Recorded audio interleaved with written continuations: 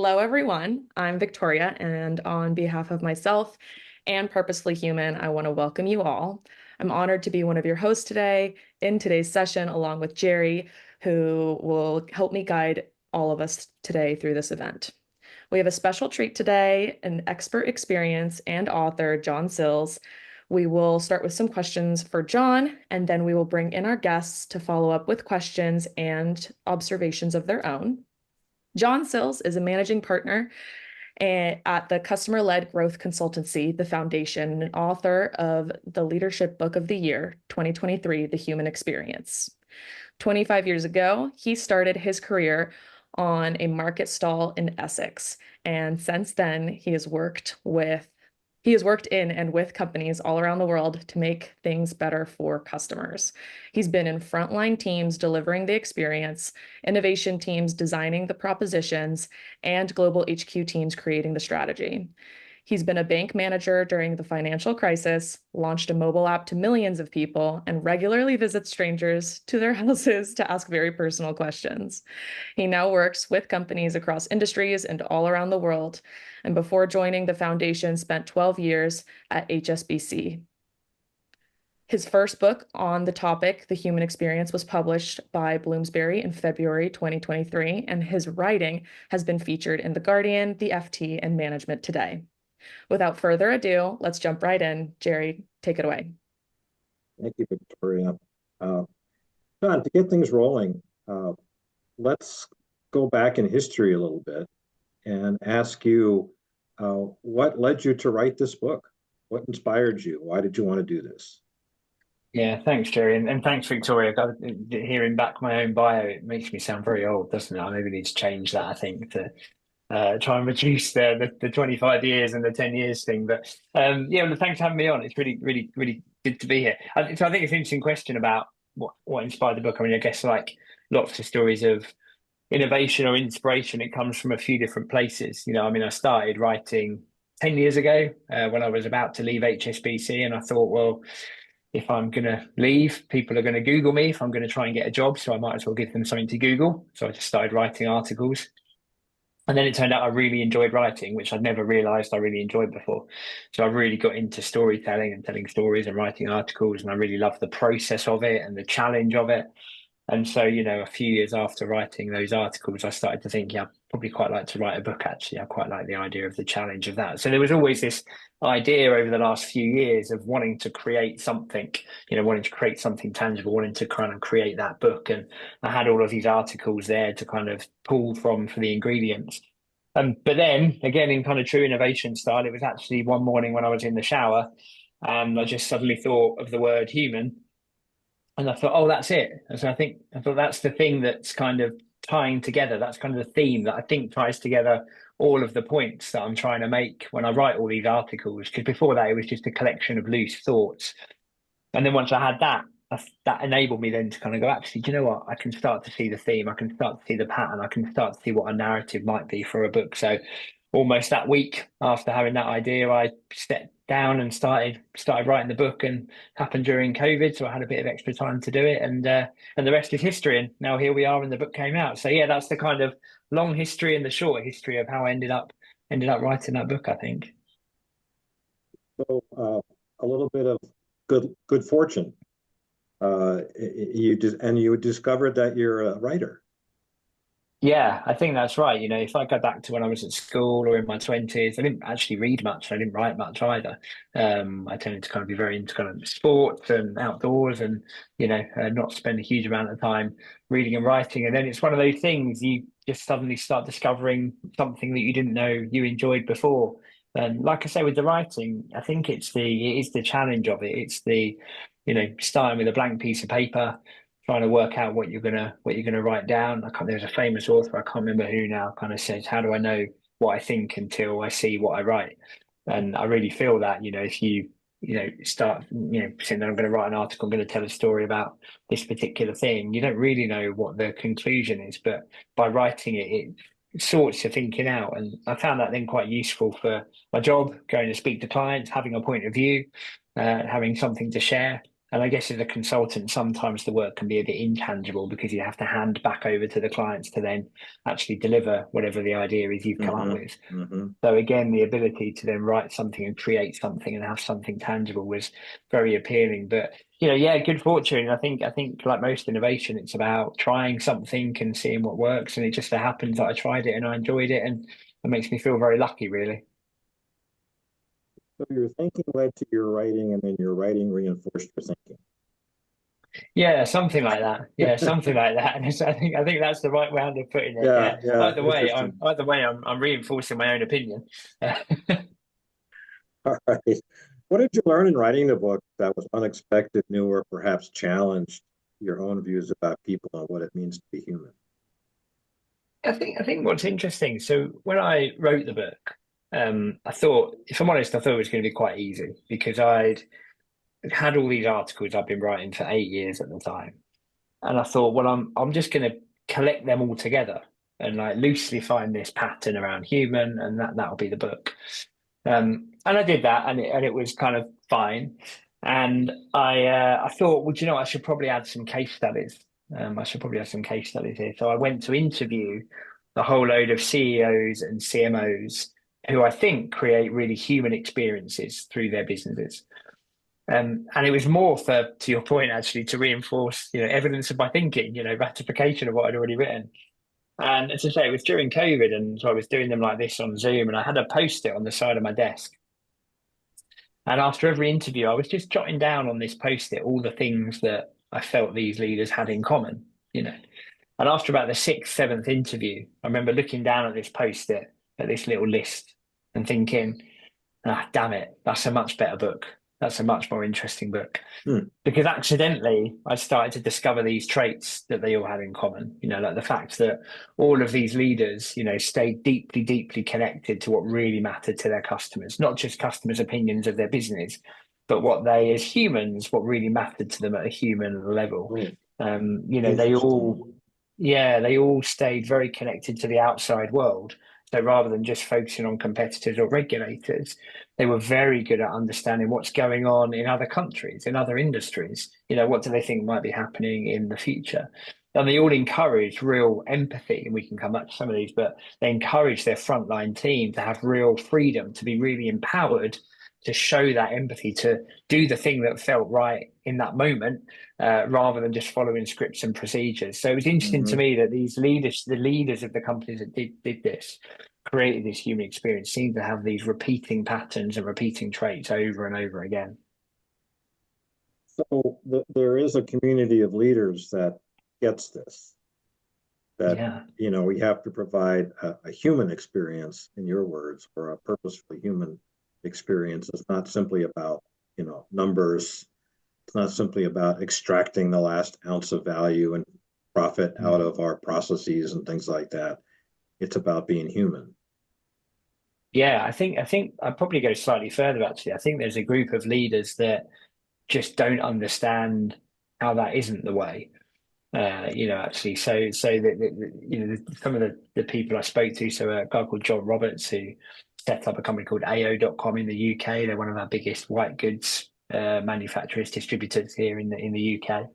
And another guy called Guy Singh Watson, a man called Guy Singh Watson, who set up a veg box manufacturer and provider called Riverford. Both of them, when I kind of asked them, for example, about what their customer experience strategy was, they genuinely looked quite perplexed at the question. Um, Interesting. as if why, surely your whole strategy is about being brilliant for customers. Right, right. And I remember Guy, and Guy's quite a difficult person to interview because he swears all the time, which isn't great for a book because you have to, take it all out. And when we were talking about, staying connected to what matters to your customers as real humans, he kind of just shook his head and just said, well, if you're the CEO of a company and you're not spending at least a day a week out and about with your customers, what on earth are you doing that could be more important? And so I just saw this repeating pattern of these group of people. It wasn't that they got it and they thought it was important. It was just their natural view of the world was, if you're going to build a business that's successful and that's good for the world, you have to be here. That's the only way, is to be human. Like when you think about it, it's interesting because they look at it the other way, that well, obviously, I'm not going to hire a load of people I think are great and then just give them all scripts to make them the same as each other. You know, Right. obviously, I'm not going to stop someone doing something that's right for customer right in the middle of the moment. Obviously, I'm not going to rely on just some feedback surveys to tell me what matters for customers. When you start switching it, when you start switching it like that, you realize all the things that big companies think make sense are actually the illogical options. And the thing that is now a rarity is the logical thing to do. It's quite interesting Right. how the mindset's changed. Right. Uh, I- so that was a significant aha moment for you as you did your research and you were writing, is that there might be a community of people, well, two communities really, people, leaders that get this, and maybe leaders that don't. Yeah, Or yeah, don't I take. think that's right. Yeah. Yeah, I think that's exactly right. Do you have a favorite example of being human or conversely inhuman from your book? Story you, I can tell you like to tell stories, so Yeah, yeah. Well, I've got lots of lots to tell. I mean, it's maybe if I could give you one of each, but you can stop me if it's too long. I think my favorite story about the kind of inhuman element I often tell is one about a yellow chair when I went and bought a yellow chair. So we just moved in to a new house and I decided I wanted one of those really big, comfortable reading chairs. You know, I kind of temporarily forgotten that I had two little children. So the chances of me sitting and reading is fairly slim, but it's good to have dreams, isn't it? And I went to one of the department stores in the UK on a Sunday morning, and I was in luck. They had an half price ex display furniture sale on, and I saw this chair and it had £300 off, and I thought, right, that's the one I'm going to buy. But the only problem was it's quite a big chair, and I'd driven there in quite a small car with my wife and my son, so not a lot of room to get a chair in. And you can't get it delivered because it's ex display furniture, so you have to take it home yourself as part of the deal.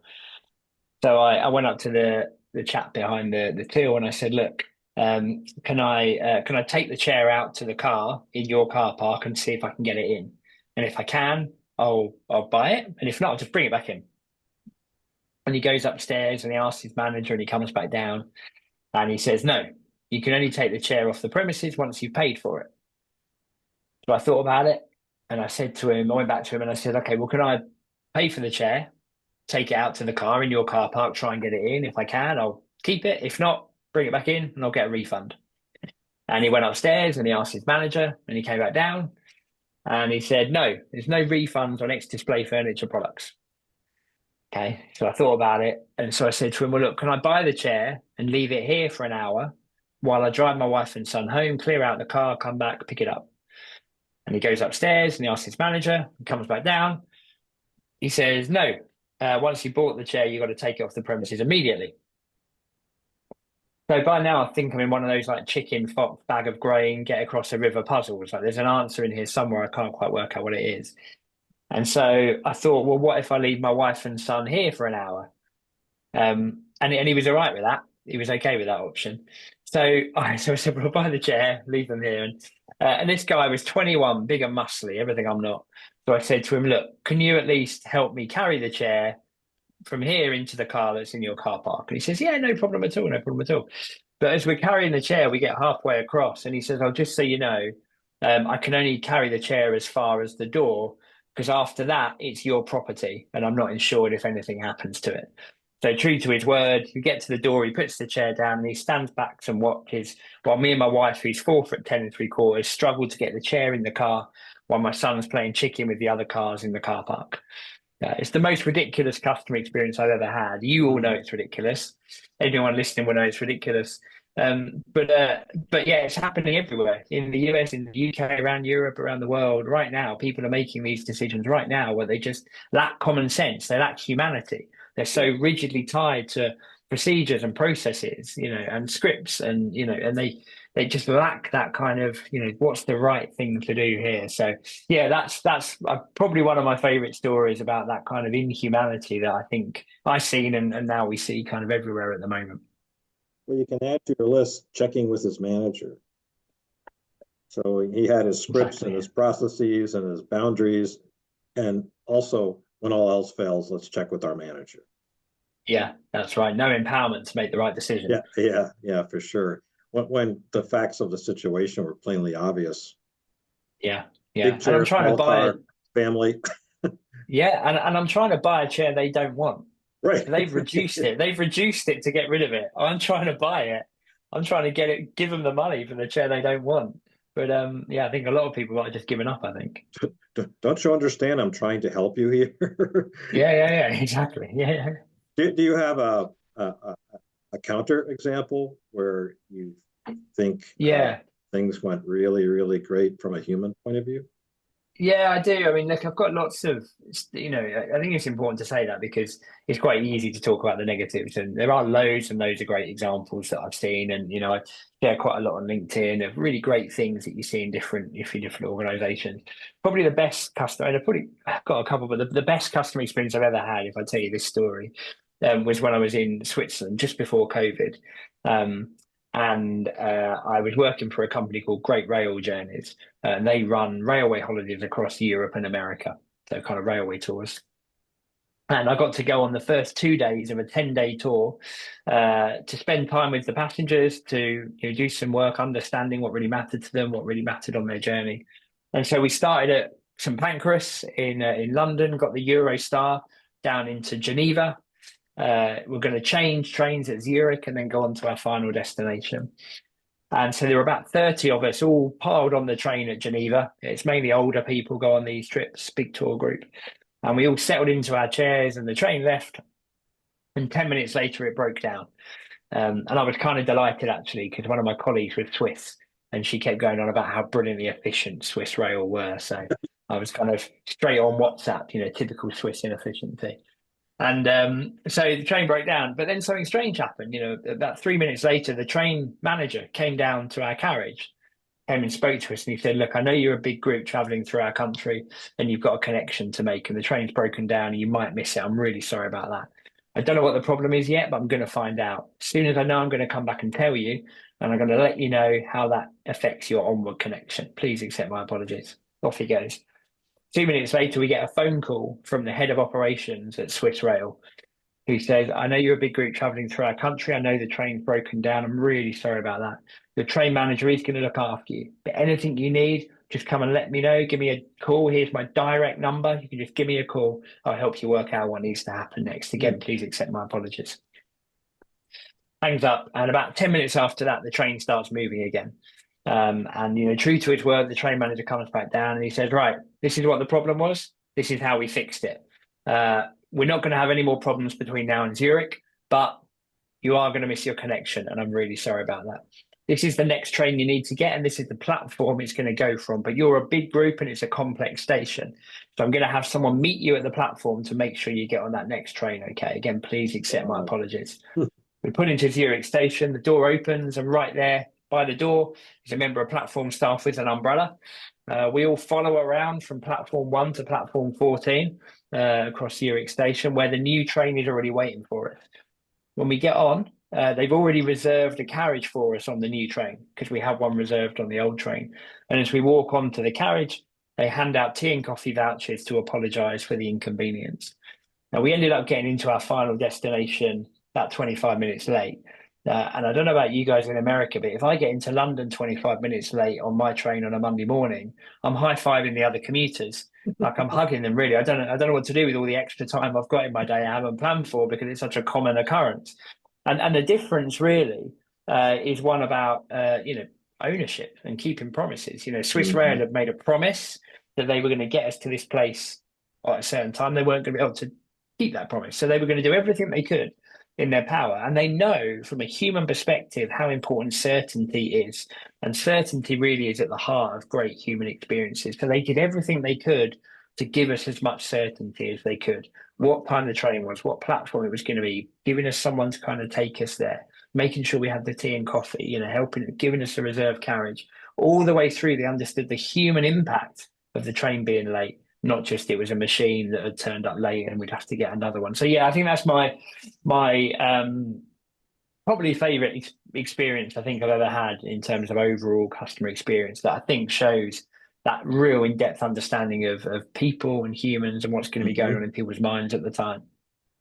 That's an amazing story. I actually have a story of my own involving trains where every single good thing you said turned out the opposite of what you said. Okay. Yeah. So people that couldn't care less, with no awareness of the, what was coming, no explanations, right on down. Everything you said, I had Yeah. the Yeah. opposite experience. Yeah. Yeah. I was listening to your story with envy, to be honest. Yeah. Yeah. This was a lost day on a long anticipated trip, and it was totally, crashed. It totally crashed and burned because of the inhumanity of the railway Yeah. operator. Yeah. Yeah. I'm going to be on your train next time. Yeah, yeah. But I think that's the impact, So when you Yes. talk about humanity, we do a lot of work with a whole load of organizations, and one thing we try and impress on them is that the quality of the experiences you provide to customers dictates the quality of their lives that they have. Mm-hmm. That's really what we're talking about. And we worked with one energy company once in their contact center, and we tried to get them to change their stats for calls on hold, calls waiting, etc., to human lives wasted.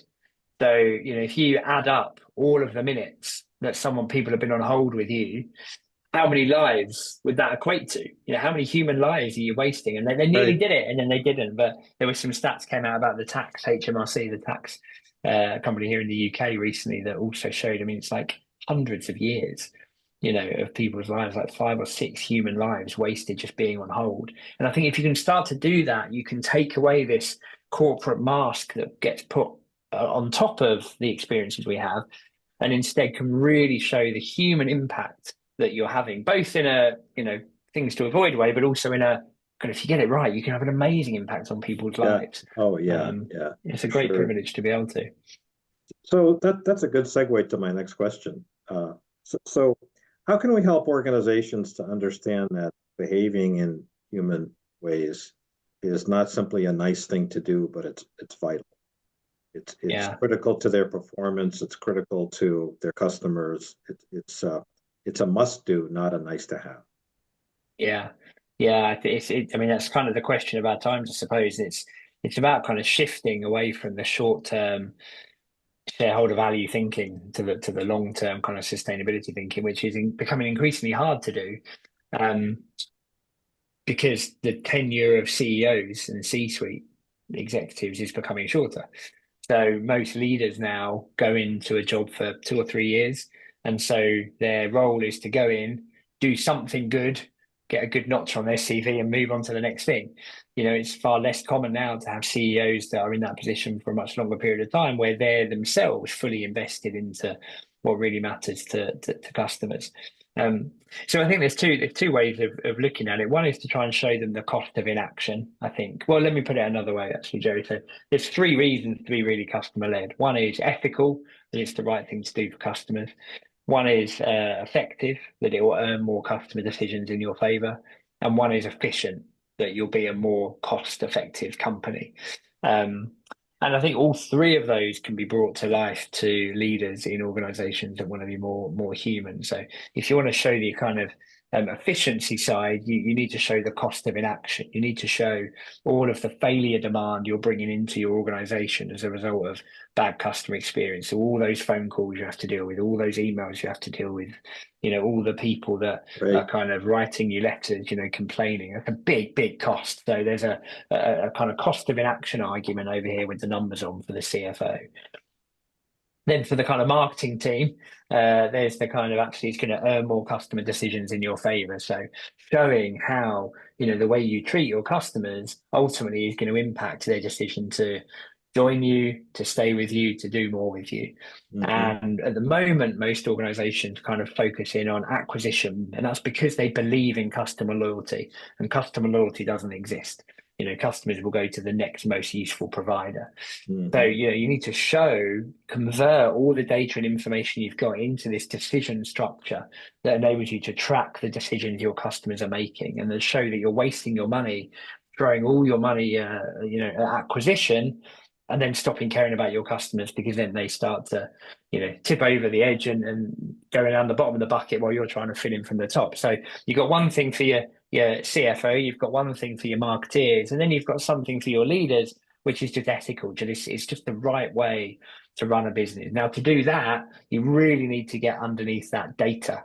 You need to not stop relying on kind of NPS data, Net Promoter Score data that just surveys people and says, what do you think about us? Because the problem with that is twofold. Firstly, it's all about the company, not about the person. What do you think about us? What do you think about our product? What do you think about our service? Would you recommend us? But secondly, it's presented by PowerPoint and PDF. And if people don't like what they see, they just question the methodology rather than accept the inconvenient truth. So the way around that is you've got to get leaders to go face to face with their customers, to go shopping with them, to go traveling with them, to hang out in their houses, have dinner with them. It's only then that you really get people to have that visceral connection with what really matters to customers. And it's that visceral connection that kind of gives them the conviction to get into action, I think. So I think it's a combination of those, really. Well, and I'm sure in your work, asking the questions other people won't ask. I remember working with a contact center executive one time who wanted me to see their brand new service recovery strike force.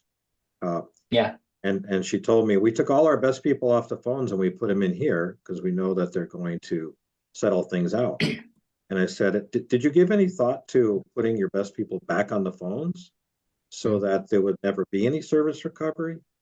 And I got just the oddest look. Of course there's going to be service recovery, and any business has service recovery. Yeah. It's exactly that, isn't it? Exactly that point about the logical and illogical. Right. Like seeing it from the other perspective, seeing it from the outside in, as we would say, that allows you to kind of challenge what's become conventional thinking. Well, one of the things that comes to mind to us on a regular basis is, have people just gotten accustomed to the way things are, and so they can't see that there's a better way?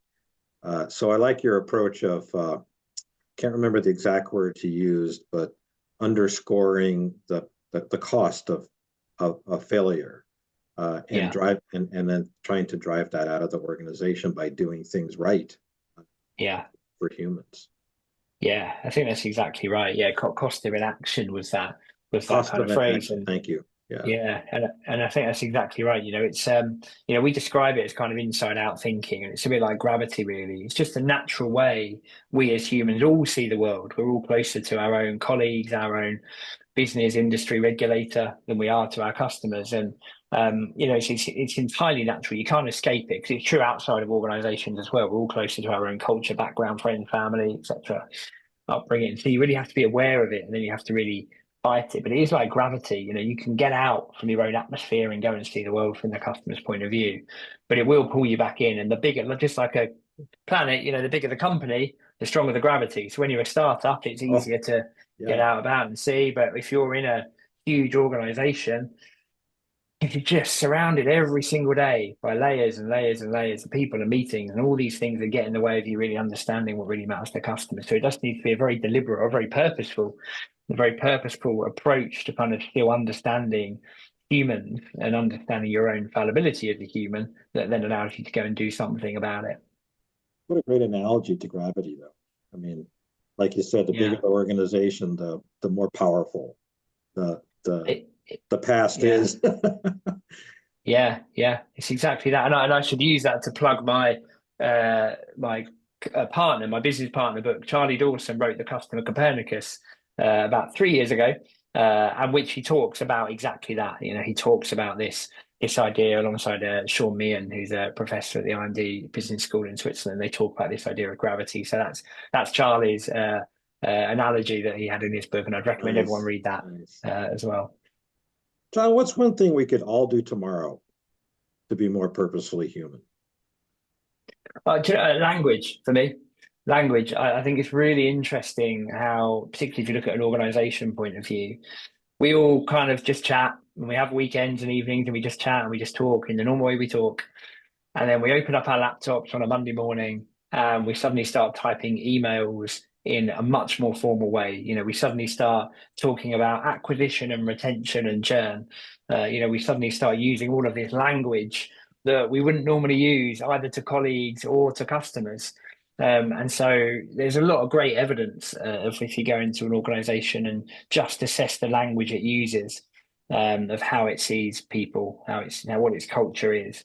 HMRC, as I say, the tax system, I suppose, in the UK had exactly that. You know, someone went into there, a lady called Jill Ertrout from Linguistic Landscapes, went into there a few years ago and just studied their language for a month and said, well, look, the problem with your customer experience and your culture is that you think everyone's a criminal.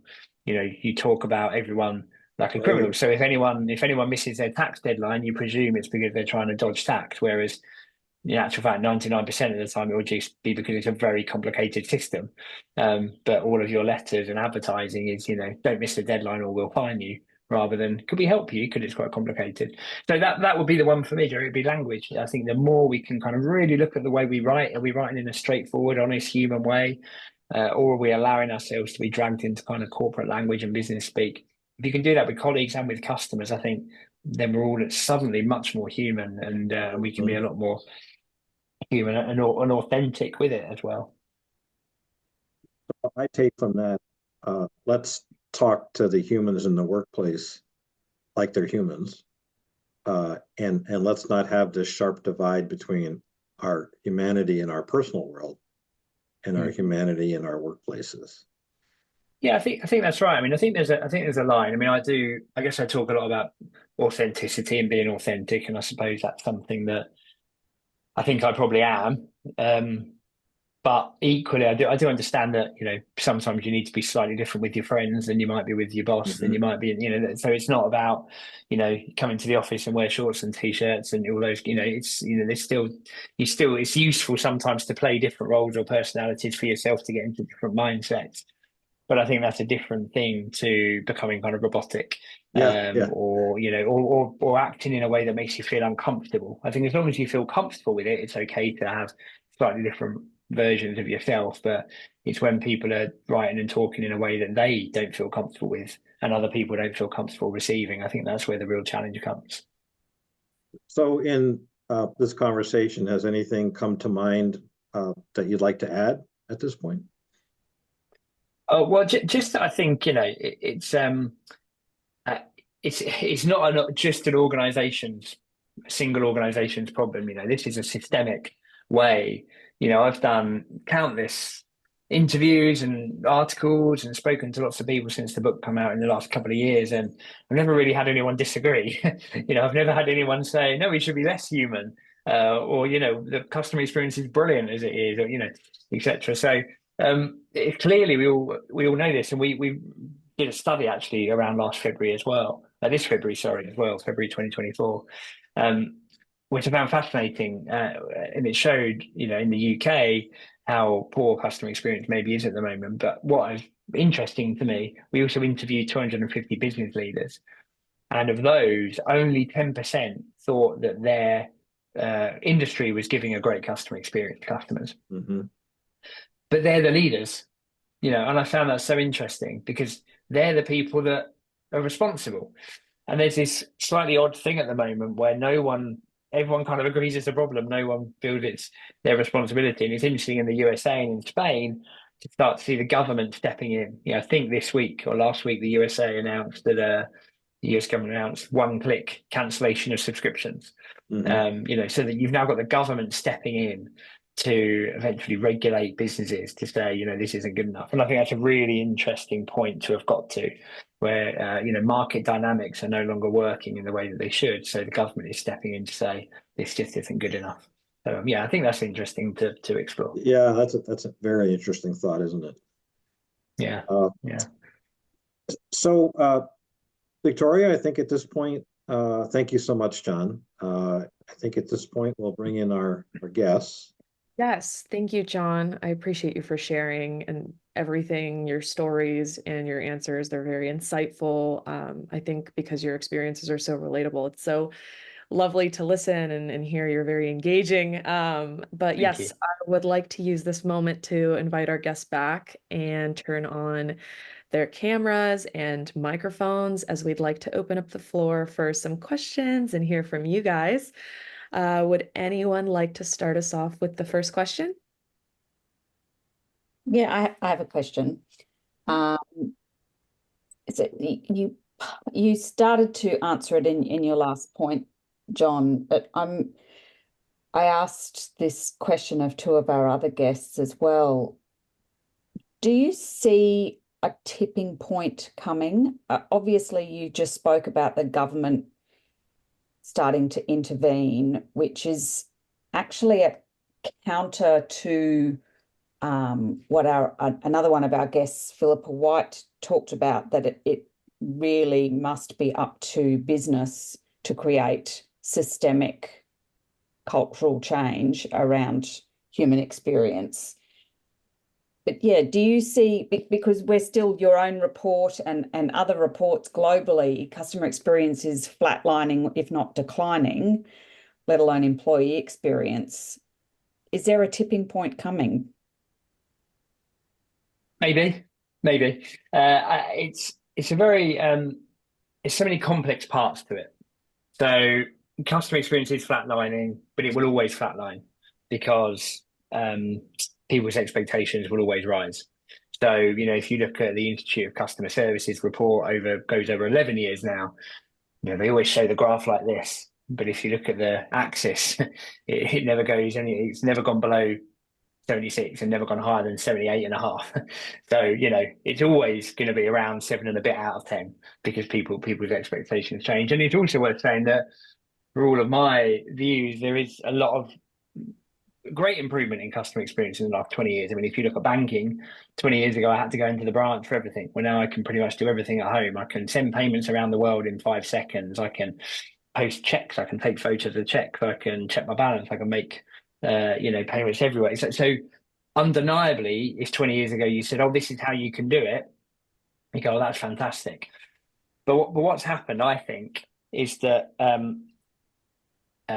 maybe three forces. I'm trying to think if I can remember this enough to describe it. So you've got the financial crash. So, very, very difficult economic circumstances for 15 years. That's driven organizations to try and reduce costs. That's happened at the same time as the kind of digital revolution, which has given organizations this great golden ticket to reduce costs, to seemingly reduce costs. And that's happened at the same time a whole load of startups have come in and started offering much better experiences to customers, but in what I think is an unfair way because they're doing it through VC funding rather than running profitable businesses. You've kind of got this mix where you've got, like the likes of, Deliveroo, for example, driving down costs, driving down the profit for restaurants in a model that hasn't made a profit. Combined with all these other elements, that means in hospitality it is really hard to run a restaurant now. Like, it's just really hard to make money because of these forces. So all of these forces kind of come together that make it very hard to kind of say there is definitely going to be a tipping point, because not all of the organizations want to deal with that. Now I think one of the big things that's happened there, if I try and stitch this together, is because of then this desire to focus on digital experiences to try and reduce costs, organizations have forgotten that things can go wrong. Because when you think about digital experience, to the point, Stuart's point about service failure, when you think about digital experiences, organizations think, well, they can't go wrong because it's digital. You just design it and it works. And then when it does go wrong, they're not set up to deal with it. And also no one in the business understands how it works anyway. You only have to experience a failure of airport check-in systems to. Yeah, do you know what I mean? And everyone's like, well, I don't know what to do. And so actually, I think we're in a situation where most customer experience has improved, but the bits where it goes wrong, which are often the bits where you need a human, has got worse. And there's a great study called the National Rage Survey in America, which is based on the White House study from 1972, that shows the number of people that have had a problem with a company going up and up and up and up and up and up. And now it's like 78 out of every 100 people have a problem with a company every year or something like that. But they're getting angry and angry because they're getting worse at dealing with them. So there's a big thing over here where organizations do need to be better at dealing with problems. And with that, I think there is a tipping point, because I think that is where ombudsmen and regulators and governments are starting to catch up. You've now got the startups are needing to try and start making money. So that huge group of startups from about 12 years ago are now kind of coming to profit. So that's going to kind of start to balance that out as well. And then, of course, we've got AI, which we may talk about later on, but that may kind of help to deal with a lot of the cost issues as well that may kind of relate to humans. But that's the best I can see at the moment. And then will we start to see some companies just starting to go under? Because we are starting to see some companies just go under at the moment. So it's quite an unclear answer to your question because there's so many different elements to it. But I don't think there's one thing that's going to happen. But I do think when people start to see kind of, oh, in America, one-click subscriptions, in Spain, this, companies that are smart will start noticing that and start getting ahead of that because it becomes a competitive advantage. So I think over the next 2-3 years, we will start to see a movement that way, and a human premium as the kind of counter reaction to AI. But whether it shifts everything, I'm more unsure about. Thank you. That was a really, I have so many other questions and thoughts. We'd just talk about that, but some of the things that you just said, like admitting that customer experience will always flatline, or not admitting it, but just making that statement out aloud. I think it's not often that you hear people who work in customer experience actually owning up to that, if you like, because so many organizations rely on customer experience surveys and well, I think that's right. I mean, I think there is a caveat to that, which of course in any situation there's winners and losers. So that's the average. So that average will always flatline.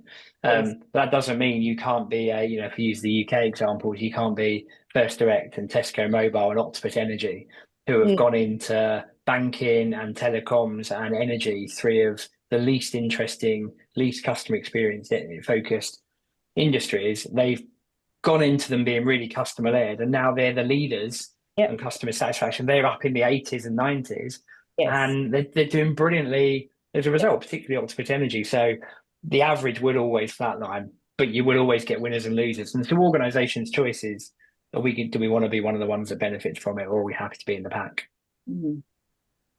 Thank you. I won't take up any more. Let Beth have a go at asking. Thanks, Rebecca. No worries. That was lovely to hear. Beth, did you have anything you wanted to ask or add? Yep. So it was really interesting at the beginning of the conversation where you talked about interviewing all of these leaders who were just sort of perplexed by your question about how important customer experience is, because to them it's so innate. Excuse me. And so my question to you is, do you think it is possible to retain that and to grow globally? There's one particular organization that I'm thinking of, I won't name names, but who that is the ethos that they started out with, that was the desire of the CEO, but that is not how they are operating today. So I guess it's a two-part question, which is, one, do you think it is possible to retain that ethos as you grow exponentially? And or is it possible to ever sort of like put the genie back in the bottle, as it were, of like, you've lost it. Is it possible to get back to it? Yeah, it's a brilliant question, and undoubtedly it's the biggest challenge, that growth is predicated on doing something repeatably at scale. And so, doing that whilst also giving people lots of freedom to be human is a real challenge. I think it is. I think there's two elements to that. I think one element is it's about kind of knowing what your customer experience is. So having a very, very clear and distinct view and vision for the experience you want to create for customers. So, what matters to your customers? How do you want to be distinct from competitors and alternatives? What are your strengths of you as a brand that you really can build on that other people maybe can't build on? And where do you think the world's going in the future? And so a lot of organizations simplify it down to, easy, quick, certain, etc. And then nowhere near detailed enough. And other brands just kind of subscribe to a generic customer experience framework that just gives them the same as everyone else. So I think that's one thing, which is you need to have that very, very clear and distinct view of what your experience is. And then the second part is then knowing what your kind of freedom in the framework is, I suppose. So where are the areas, the elements where you're allowing people to kind of be free? And where are the elements where it's non-negotiable that you kind of have to do it in this particular way? And I think some have managed it quite well. I mean, it's interesting looking at, say, if you look at the likes of McDonald's, for example, who different people have different opinions on. And I actually think up until recently, they did a pretty good job of, through their very tightly restricted franchise model. You pretty much go anywhere in the world and you go to McDonald's and you know what the experience is that you're going to get. And that came down to the quality of the food. It came down to the kind of service you were going to get, the look and feel of the places, of the stores. That's why, if you're in a country abroad and you're feeling a bit unsure, you look for the golden arches and what you're going to get. And I think that's quite incredible. And actually, I think the last 3 or 4 years, as they started to use the digital screens, I actually think they've started to lose that. I think they've started to lose that quite a lot. And what's interesting is they've lost it by introducing more digital technology rather than introducing more humans. So it's kind of the reverse of what you would have expected to happen. So it is definitely possible to do it. I think the other point I would just make is it does come down to your definition of a kind of human experience. I suppose I've been quite keen, as I've been talking about the book to people, to stress that when I talk about the human experience, it doesn't have to involve people, actually. It can be about humanity, really. There's a great company called Who Gives a Crap, who are a toilet roll subscription company, and they give 50% of their profits to build toilets around the world. And the online ordering system is just so super smooth. All of it's written in such plain English, really great language. When the toilet rolls arrive, the box that they're in has kind of got cool message. Oh, there we go. Yeah. The box, it's got loads of cool messages on it that kind of says, Satisfied this is for the customer. delivery. Yeah. Australian company. Yeah, that's right. Yeah, the box kind of says to your kids, turn this box into a spaceship, and all of the toilet rolls are wrapped in a really cool colours, and at the bottom you've got 3 bright red toilet rolls, and they're your emergency toilet rolls. And if you get to those, you've got to buy more toilet roll. And there's no humans involved in any of that, but the whole thing is so human because it talks in the human language, and it understands your kids are going to want to build a spaceship, and it knows that you want to know when you're down to your last couple of toilet rolls, etc., etc. So I think you can create great digital experiences, or just experiences without a person on the front line that can do that as well. So that's a long answer to your question. I think the short answer is yes, it can be done. For me, actually, the challenge is less about can you do it at scale, and it's more about can you do it while resisting the short-term demands of shareholders, because what actually happens when you scale is you go public, you have shareholders, and that changes the nature of the business. So I think it's less the can you do it repeatedly at size, it's more that can you be that size and push back, hold the line, on the new stakeholders and demands that you have when you get to that kind of size. I think that's a much tougher challenge. That's lovely to hear. Thank you. We have time, I think, for one more question before we wrap up. If anyone has anything to add. I have another question for John. And John gets to pick from these 2 questions. One is, when you write your sequel, what will the topic be? Or you can answer this question, what can we do to help you? Yeah, well, they're both great. I mean, you can write the sequel for me if you want. That covers both of them. Yeah. They tell me what it is. I do it's interesting, when I wrote it, I did think I won't write another one because I want to write other things. So I'm trying to write a novel at the moment and other things like that. So I just wanted to write other stuff. And also I kind of felt like, I think this is everything I have to say about customer experience in one book, really. I guess I've kind of gone quite grand by talking about humanity. However, I've had a lot more stories, since that book came out. A lot more, as you know, it's all story based and a lot more experiences, and a lot of people share interesting things to me. So I may end up doing another one. If I do, I think it'd be more focused. I'm really interested in this concept of certainty, of actually when you break down great customer experience, is it really all about that at the end of the day? Either the creation of it in most industries, Or if you're running Disneyland, the creation of it and then tactical omission of it. Because the reason roller coasters are fun is because you don't know what's going to happen.